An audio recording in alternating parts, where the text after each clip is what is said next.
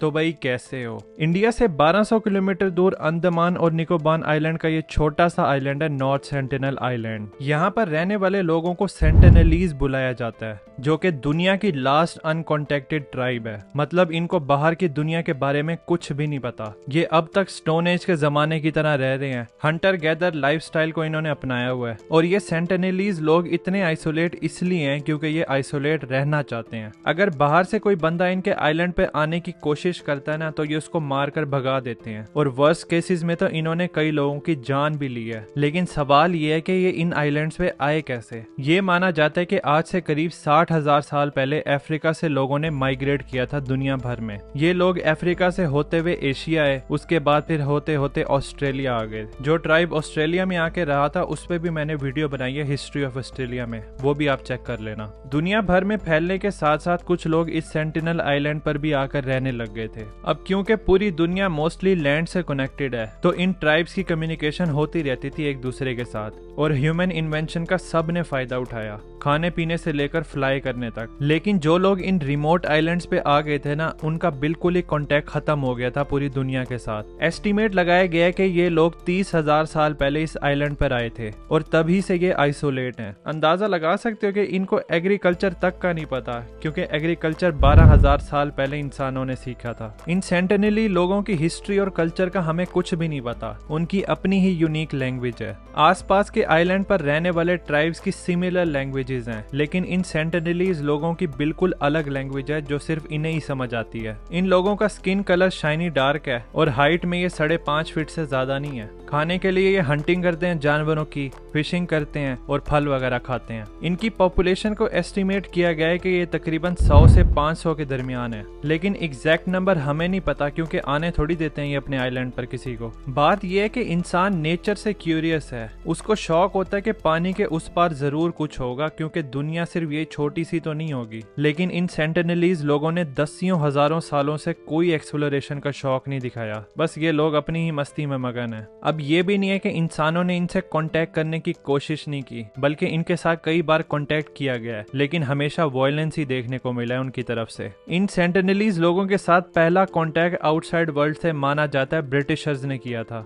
जब British empire अपनी पूरी पीक पर था और वो पूरी दुनिया में घूम रहे थे नए नए एरियाज को डिस्कवर करके उनको कॉलोनाइज करने के लिए। इसके लिए ना ब्रिटिशर्स की बड़ी एक चालाक अप्रोच थी। जब भी ब्रिटिशर्स को कोई नया आइलैंड मिलता था ना, तो वो उस एरिया में रहने वाले ट्राइब के 2-3 बंदों को किडनैप कर लेते थे। फिर उन बंदों को वो अपने एरिया में ले जाकर उनको रॉयल ट्रीटमेंट देते थे और गिफ्ट्स वगैरह देते थे, ताकि वो लोग ब्रिटिशर्स के फैन हो जाएं। फिर किडनैप हुए हुए लोगों को वापस उनके एरिया में ले जाया जाता था, ताकि वो बताएं कि ब्रिटिशर्स बहुत अच्छे हैं और हमारे फायदे के लिए ही तो आए हैं। इस तरीके से वो छोटे ट्राइब्स के लैंड पर कब्जा कर लेते थे। यही सेम तरीका इन्होंने नॉर्थ सेंटिनल आइलैंड वाले लोगों के साथ भी किया। ब्रिटिशर्स इस आइलैंड पर आते हैं और 6 सेंटिनलीज लोगों को ना किडनैप कर लेते हैं, जिनमें से 2 बूढ़े होते हैं और 4 बच्चे होते हैं। उनको वो अपनी सबसे करीब सेटलमेंट पोर्ट ब्लेयर पर ले जाते हैं। फिर वो उनके साथ अपना फ्रेंडली ट्रीटमेंट शुरू कर देते हैं। लेकिन मसला ये था कि इन सेंटिनलीज लोगों का ना बाहर की दुनिया से कोई एक्सपोजर नहीं था। इवन कॉमन सी डिजीज से फाइट करने के लिए भी इनके अंदर इम्यूनिटी पैदा ही नहीं हुई थी। तो कुछ दिनों में ही ना वो 2 बूढ़े सेंटिनलीज ना बीमार हो जाते हैं और फिर मर जाते हैं। तो फिर ब्रिटिशर्स सोचते हैं ये तो भाई उल्टा काम हो गया, हमने तो उनको इम्प्रेस करना था और बाकी सेंटिनलीज का ट्रस्ट जीतना चाह रहे थे। तो वो रियलाइज करते हैं कि अब तो हम इनका ट्रस्ट जीत ही नहीं सकते। तो फिर वो 4 बच्चों को उन्हीं आइलैंड पर छोड़ देते हैं और फिर वापस कभी नहीं जाते उस आइलैंड पर। लेकिन इस विजिट पर यह रिकॉर्ड नहीं है कि इन सेंटिनलीज लोगों ने उनके साथ किस तरह बिहेव किया जब इन्होंने इनके साथ कांटेक्ट बनाने की कोशिश की। तो इसका जवाब मिलता है इस दूसरी स्टोरी में, जब एक अमेरिकन लड़का जॉन को इन सेंटिनलीज लोगों के बारे में पता चलता है। वो फैसला करता है कि वो इलीगली इस आइलैंड पर जाएगा और इन सेंटिनलीज लोगों को ना क्रिश्चियनिटी में कन्वर्ट करेगा और उनको बाइबल के वर्ड्स पढ़कर सुनाएगा। तो वो इस नॉर्थ सेंटिनल आइलैंड के पास वाले आइलैंड पर पहुंचता है और एक मछुआरे को रिश्वत देता है कि मुझे ना नॉर्थ सेंटिनल आइलैंड पर छोड़ दो। उस मछुआरे को ये अच्छे खासे पैसे देता है। वो फिशरमैन मान जाता है और रात के अंधेरे में ना वो उस आइलैंड के करीब आ जाते हैं और फिर वेट करने लगते हैं दूर से। जॉन अपने साथ ना एक 1 सीटर बोट भी लेके आता है ताकि वो आगे का सफर खुद कर सके। साथ अपने मछलियां और फुटबॉल भी लेकर आता है उनको गिफ्ट देने के लिए। जब जॉन इस आइलैंड पर आता है ना, तो बीच पर ही 2 सेंटिनलीज लोग ना बो और एरो लेकर आ जाते हैं और शोर मचाना शुरू कर देते हैं। जॉन डर जाता है और फिर वापस अपनी बोट से ना दूर चला जाता है। एक बार फिर से वो ट्राई करता है किसी दूसरे किनारे पर जाकर।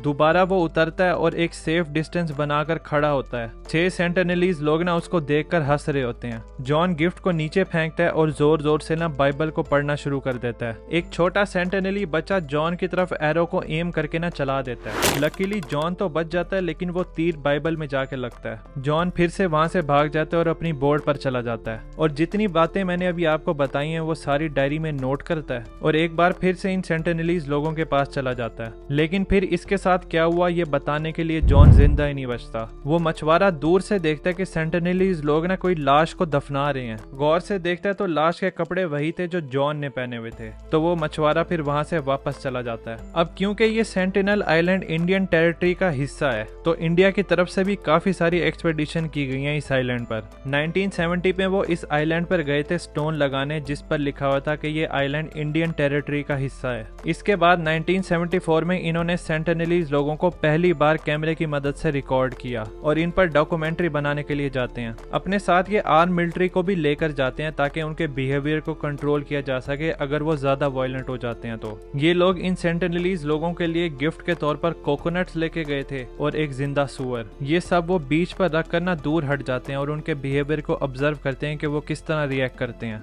लेकिन फिर वही हुआ जो होता आया है। वो सेंटिनलीज लोग बीच पर आते हैं और फिर बोज और एरो से उन पर हमला कर देते हैं। एक तीर तो फिल्म डायरेक्टर की टांग पर भी लग जाता है और जो जिंदा सुअर उनके लिए लाए थे वो उसको मार कर ना मिट्टी में दफना देते हैं। इसके बाद भी 10 साल तक कोशिश की जाती है इंडिया की तरफ से, लेकिन हर बार वही होता था। ये सेंटिनलीज लोग इन पर हमला कर देते थे और सुअर को मार कर ना दफना देते थे। 1981 में एक शिप ना तूफान की वजह से इस आइलैंड पर आकर फंस जाती है तो इन सेंटिनलीज लोगों ने इन पर भी हमला कर दिया। ये तो इनकी खुशकिस्मती थी कि ये शिप के अंदर रहकर बच गए। पूरे एक हफ्ते के बाद इन सब लोगों को बचा लिया गया था इस आइलैंड से हेलीकॉप्टर के जरिए। मैप में ये देख सकते हैं कि ये शिप अभी भी इस आइलैंड पर मौजूद है और इन सेंटिनलीज लोगों ने इस शिप से आयरन को उतार कर अपने स्पेयर्स पर भी लगाया है अपने हथियारों को और स्ट्रॉन्ग करने के लिए। इन सेंटिनलीज लोगों की तरफ से एक बार फ्रेंडली कॉन्टेक्ट भी देखने को मिला था ईयर 1991 में, जब एक इंडियन लड़की ने एक्सपेडिशन को लीड किया था। उनको कोकोनट दिए तो उन सेंटिनलीज लोगों ने खुशी खुशी एक्सेप्ट कर लिए थे। इसी साल इन्होंने दोबारा उनको कोकोनट्स दिए, तब भी उन्होंने खुशी खुशी एक्सेप्ट कर लिए थे। लेकिन ये आखिरी बार ही था जब इन सेंटिनलीज लोगों ने अच्छी तरह बिहेव किया था। इसके बाद भी जितनी दफा कांटेक्ट किया गया वायलेंस ही देखने को मिला है। शायद इन लोगों को अपनी टेरिटरी में अमल दखल पसंद नहीं है। ईयर 1997 में इंडियन गवर्नमेंट ने बैन लगा दिया था कि कोई भी इस नॉर्थ सेंटिनल आइलैंड पर नहीं जाएगा, ये बताते हुए कि इन सेंटिनलीज लोगों ने आइसोलेशन को मेंटेन किया हुआ अपनी चॉइस से। जब वो लोग बाहर की दुनिया से कांटेक्ट ही नहीं करना चाहते तो कोई पॉइंट ही नहीं बनता उनको बार बार इस चीज पर फोर्स करने के लिए। बस जिस तरीके से वो जिंदगी गुजारे उनको गुजारने दिया जाए, लेकिन उन पर हम नजर जरूर रखेंगे कि अगर कोई इमरजेंसी वगैरह हो जाए तो हम उनकी मदद कर सकें। जैसे कि ईयर 2004 में इंडियन ओशन में ना काफी बड़ा सुनामी आया था तो इंडियन गवर्नमेंट ने ऑर्डर दिया था कि जाकर देखो कि भाई वो सेंटिनलीज लोग ठीक भी हैं। तो जब हेलीकॉप्टर को उस आइलैंड के ऊपर से गुजारा गया तो उस पर तीरों की बारिश होना शुरू हो गई। तो वहां से उन्होंने अंदाजा लगाया हाँ भाई सब ठीक ही है। सबसे रीसेंट इंटरेक्शन यही जॉन वाला ही था जो 2018 में उसने किया था, जिसमें उसने इन लोगों के हाथों अपनी जान गंवा दी। आपके ख्याल में इनको दुनिया से इंट्रोड्यूस करवाना चाहिए या फिर इनको अपने ही हाल पर छोड़ देना चाहिए? कमेंट्स में जरूर बताना। और अगर ऑस्ट्रेलिया के ट्राइब के बारे में जानना है कि ब्रिटिशर्स ने किस तरह पूरे ऑस्ट्रेलिया को कॉलोनाइज किया, यहाँ से देख सकते हैं। तो फिर मिलते हैं ऑस्ट्रेलिया में। Thanks for watching.